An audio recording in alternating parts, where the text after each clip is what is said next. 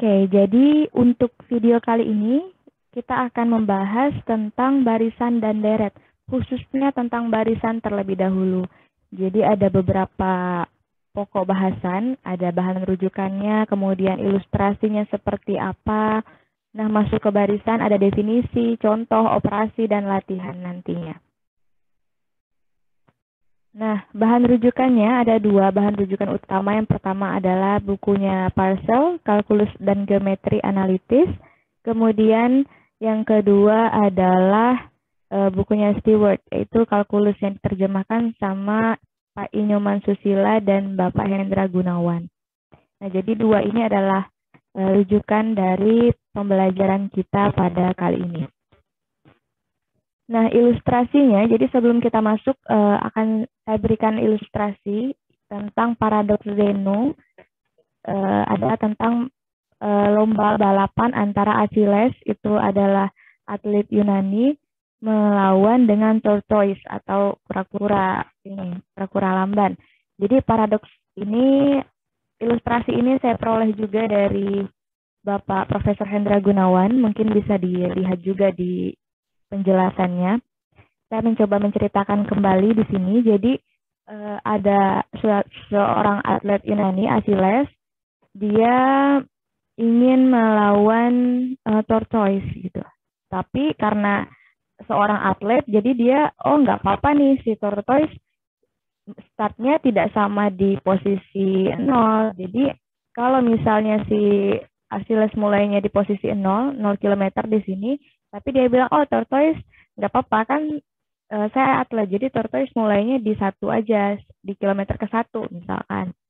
Nah, kemudian itu pada saat T0, pada saat mulai. Kemudian pada saat T1, ketika Achilles ini mencapai posisi 1 km atau posisi tortoise tadi, si tortoise-nya sudah berjalan atau lari atau menggunakan alat bantuan atau seperti apa, sudah berjalan setengah kilometer di depannya. Jadi dia sudah di posisi 1,5. Artinya kan kecepatan Achilles itu 2 kali kecepatan si tortoise. Kemudian pada waktu T kedua, pada waktu selanjutnya, ketika si tortoise itu sampai di, saya ulangi, ketika Achilles sampai di posisi tortoise sebelumnya, itu 1,5 kilometer tadi, si tortoise berada di 1/4 di depan si Achilles. Nah, kemudian ketika T3 dia mencapai posisi tortoise tadi, si tortoise-nya ada beberapa jarak di depan si Achilles. Nah, itu sama saja dengan ketika kita menjumlahkan 1 ditambah setengah, ditambah 1/4, ditambah 1/8, dan seterusnya. Nah, pada zaman dahulu konsep deret itu belum dikenal. Oleh karena itu, maka dijadikan sebagai paradoks Zeno gitu. Seolah-olah Achilles tidak akan pernah mendahului si tortoise tadi. Nah, jadi itu ilustrasinya.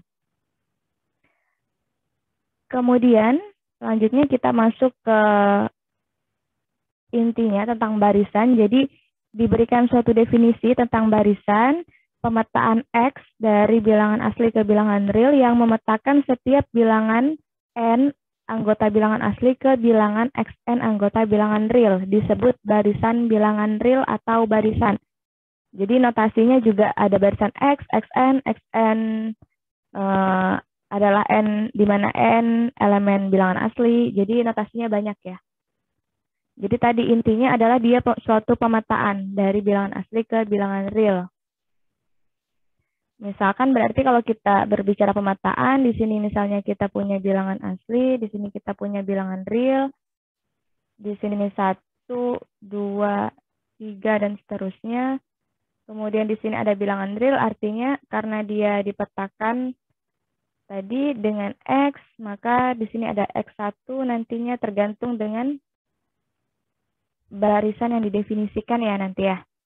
Apakah dia misalkan nanti barisannya adalah X-nya sama dengan 2N, kalau X-nya sama dengan 2N, artinya nanti di sini adalah X1-nya 2, X2-nya adalah 4, X3-nya adalah 6, dan seterusnya. Nah, itu disebut sebagai barisan bilangan real atau barisan. Jadi ada X, ada Xn, di mana N elemen bilangan asli. Nah, perhatikan perbedaan antara barisan dengan himpunan. Ya, jadi kalau misalkan kalian punya barisan seperti ini, min 1 pangkat N, maka kalau kalian jabarkan, kalian tuliskan jadinya di sini adalah min 1, kemudian 1, kemudian min 1, 1, min 1, dan seterusnya. Tapi ketika berbicara tentang himpunan, misalkan himpunan XN, di mana XN ini adalah min 1 pangkat N, maka anggotanya adalah min 1 dan 1 saja. Kenapa? Karena himpunan anggota yang sama tidak dituliskan berulang. Jadi harus dipahami perbedaannya ketika berbicara tentang himpunan atau ketika berbicara tentang barisan. Nah, selanjutnya bentuk penulisan dari barisan. Nah, tadi ada dituliskan sebagai bentuk eksplisitnya. Jadi misalkan AN sama dengan 2N plus 1. Ini barisan bilangan apa ya? AN sama dengan 2N plus 1 biasanya adalah barisan bilangan ganjil. Jadi AN misalnya kalau A1-nya berarti kita dapat A1-nya adalah 3. Kemudian A2-nya adalah 5 dan seterusnya. Jadi kita punya nanti si AN ini adalah 3, 5, 7, 9, dan seterusnya. Nah, kemudian yang kedua, bisa juga menuliskan sejumlah berhingga suku awalnya. Nah, ada juga yang dituliskan beberapa suku di awal. Ini biasanya kalian temukan di soal-soal psikotes atau soal-soal TPA. Jadi soal tes-tes yang lainnya biasanya kita diminta untuk melanjutkan. Kira-kira di suku ke sini, suku ke-5 berapa ininya angkanya. Jadi barisan ke-5 berapa? A5 berapa biasanya pertanyaannya. Kemudian atau dituliskan secara rekursif, artinya biasanya dikasih nilai awal, A0 sama dengan 1, kemudian bentuknya seperti ini. Sehingga nanti bisa kita jabarkan balik lagi seperti yang di atas, gitu, seperti yang bentuk eksplisitnya. Itu beberapa bentuk penulisan dari barisan. Kemudian, nah contohnya, contoh barisan itu banyak sekali barisan. Di antaranya di sini diambil 3, ada namanya barisan konstan. Artinya dia ya konstan. Artinya misalkan K-nya sama dengan 2 ya. K-nya sama dengan 2, maka barisannya adalah 2, 2, 2, dan seterusnya. Kemudian ada namanya barisan geometri. Barisan geometri berarti dia punya rasio, punya R ini biasanya ke rasio. Rasio berarti dia kalau R-nya sama dengan 2 nanti 2, 4, 8, dan seterusnya. Kemudian ada juga namanya barisan Fibonacci. Barisan Fibonacci dia 1, 1, kemudian 1 ke 2, 2 ke 3. Jadi 1 tambah 1 itu 2, 2 tambah 3 itu 5, 3 tambah 5 itu 8, 5 tambah 8, 13, dan seterusnya. Nanti akan kita bahas lagi tentang barisan Fibonacci. Banyak ya, ada barisan aritmatika juga yang sudah kalian kenal ketika SMA, aritmatika dan geometri. Itu kan yang paling umum yang sudah kalian kenal sebelumnya. Nah, kemudian, ini ada operasi barisan. Operasi barisan adalah definisinya kalau kita diberikan barisan bilangan real X, di mana X itu XN, Y itu YN, dan Z itu Zn, dengan Zn-nya tidak sama dengan 0, untuk semua N elemen N, maka kita punya yang pertama X tambah Y-nya itu berarti kita menjumlahkan kedua barisan. Kemudian X min Y berarti kita kurangi juga barisannya, dikalikan juga kita kalikan. Dengan konstanta juga kita kalikan dengan konstanta. Nah, untuk yang kelima ini bukan Y ya, tapi Z.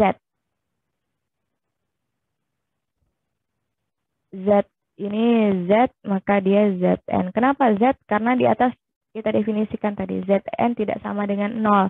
Artinya pembaginya tidak boleh sama dengan 0. Nah, ini operasi barisan yang sering kita temui. Jadi kita diberikan beberapa barisan, 2 barisan atau 3 barisan. Maka ketika diminta untuk menjumlahkan, jadi bisa kita jumlahkan juga barisannya, dikalikan dengan konstanta, dan dibagi gitu. Itu bunyi dari definisi ini. Nah, kemudian ada latihan. Jadi latihannya adalah misalkan terkait dengan definisi 2 tadi. Terkait dengan definisi ini, jadi diminta untuk mengerjakan, misalkan kita punya X sama dengan barisan 2N. Kemudian Y-nya 1/N, untuk N-nya bilangan asli, maka tentukan 5 komponennya, dijumlahkan, dikurangkan, dikalikan dengan konstanta, di mana konstantanya adalah C sama dengan 2, dan dibagi.